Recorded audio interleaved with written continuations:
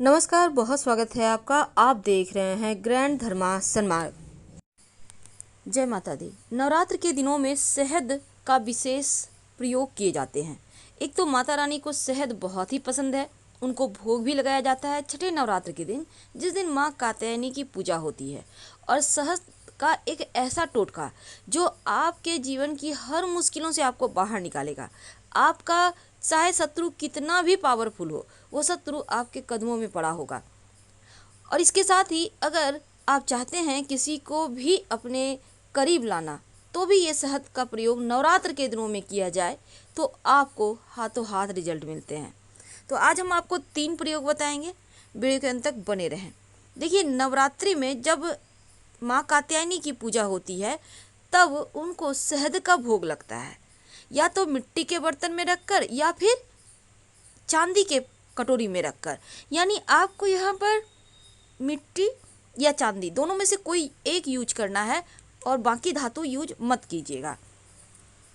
तो माँ कात्यायनी की पूजा में शहद का भोग तो लगाइए, लेकिन कैसे आप अपने जीवन की हर मुश्किलों से बाहर निकलेंगे, देखिए आज हम आपको, चलिए सबसे पहले तो ये बता दें कि जब आप माँ कात्यायनी की पूजा करेंगे तो माना जाता है महर्षि कात्यायन की तपस्या से प्रसन्न होकर आदि शक्ति माँ दुर्गा ने उनके घर पुत्री के रूप में जन्म लिया और उनका नाम कात्यायनी पड़ा।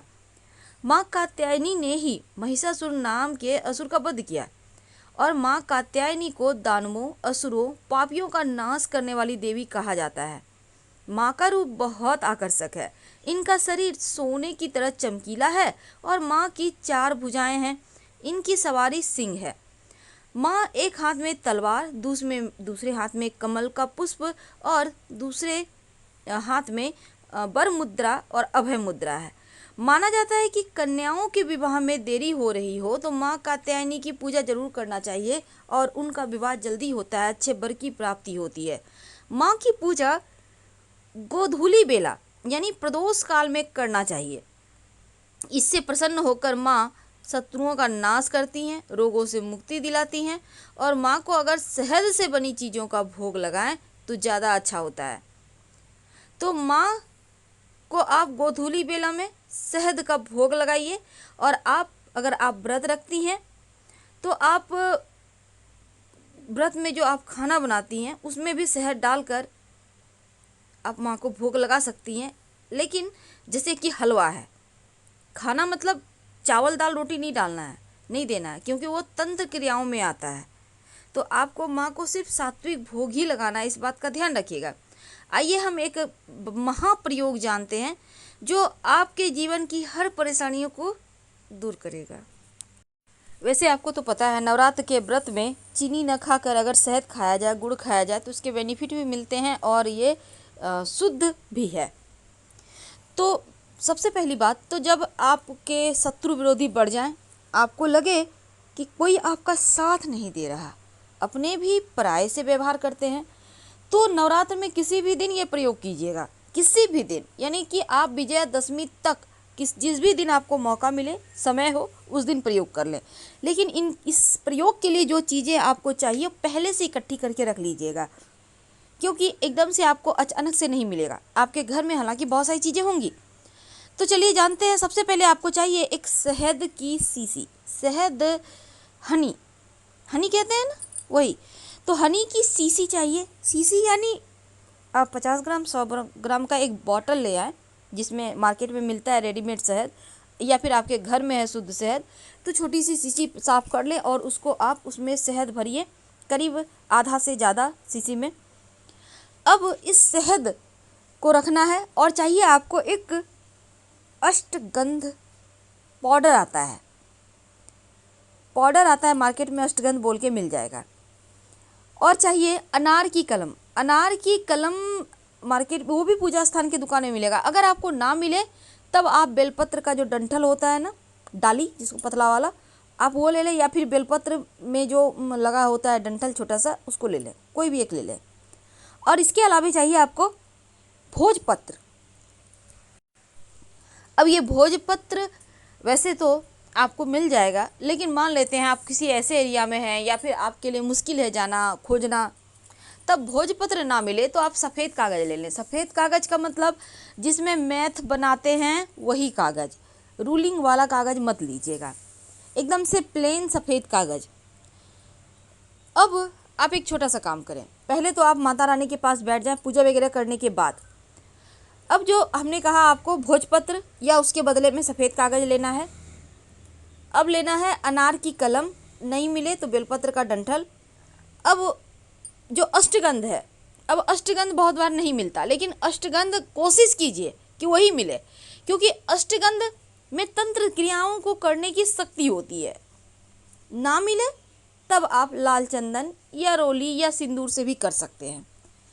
अब आप सिंदूर या फिर जो भी आपके पास है या अष्टगंध है उसको पानी से हल्का गीला करें, और जो आपने बेलपत्र का डंठल लिया है या जो अनार की कलम है उसको उस सिंदूर या अष्टगंध में डीप कर करके इस भोजपत्र या सादे कागज़ पर आप जितने भी शत्रु हैं जिनसे आप चाहते हैं कि वो शांत रहें, आपके जीवन में भूचाल न लाएं, अपने भी हो सकते हैं, पराये भी हो सकते हैं, ऑफिस में हो सकते हैं, व्यवसाय स्थल में हो सकते हैं, जहाँ कहीं भी आपको लगता है आपके 10 लोग ऐसे हैं जो आपको परेशान करते हैं, सबका नाम लिखिए।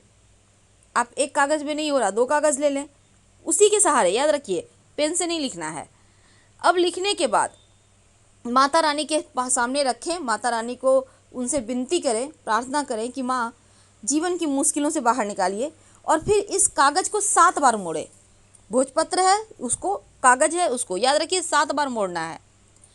अब मोड़ने के बाद आप इसको जो शहद की शीशी आपने रखा है उस शीशी में डाल दें, मोड़ के, और अंदर डालें ताकि शहद ऊपर आ जाए और ये जो कागज़ भोजपत्र है वो अंदर चला जाए। अब इसके बाद इसमें ढक्कन बंद कर दें। आप चाहें तो किसी सुनसान स्थान में, किसी पुराने पेड़ के नीचे इसको मिट्टी में गाड़ सकते हैं, दबा सकते हैं, या फिर अपने घर में ही आप कहीं पर साइड में छिपा कर कहीं रख दें। जितने दिन इस शीशी में शहद के अंदर आपका शत्रु का नाम पड़ा हुआ है, जब भी शत्रु का नाम लिखिएगा ना, शत्रु का चेहरा मन में याद कीजिए और फिर उसका नाम लिखिए, इससे ज़्यादा इसमें प्रभाव पड़ेगा और माता रानी की कृपा से शत्रु विरोधी शांत हो जाएंगे। अब अंत में एक और छोटा सा प्रयोग, पति पत्नी में बनती नहीं, झगड़े बहुत होते, प्रेम कहीं खो गया है, तब एक छोटा सा काम कीजिए। आप नवरात्र में विजयादशमी तक कभी भी रोटियां तो बनती होगी घर में। वैसे तो नवरात्र के दिनों में हमेशा ही याद रखिएगा सादा रोटी नहीं खाया जाता, 1-2 बूंद घी लगा के ही खाएं तो अच्छा रहेगा, क्योंकि माँ आई हैं तो अच्छे अच्छे पकवान खाइए। तो रोटी जो आपके घर में बनेगी उस रोटी पर कौन सा रोटी, आप पहला भी नहीं लेना, पिछला भी नहीं लेना, बीच का रोटी एक ले लें। अब इस रोटी को लेकर आप जो आपके घर में शहद है, शहद में एक बार उंगली डिप करें, एक उंगली, कौन सा उंगली करेंगे, इंडेक्स फिंगर, जिसको बृहस्पति का उंगली कहते हैं। अब इसको डालिए शहद में और रोटी पर अपने पति का नाम लिखिए या पत्नी का नाम लिखिए। अगर आप चाहते हैं कि एक दूसरे का साथ बना रहे, प्रेम बढ़े, उस पर नाम लिखें और फिर प्रेम से परोस कर खिला दें। फिर देखिए कितना प्रेम बढ़ता है, वो आपके होके रह जाएंगे। हम आपसे विदा लेंगे। धन्यवाद।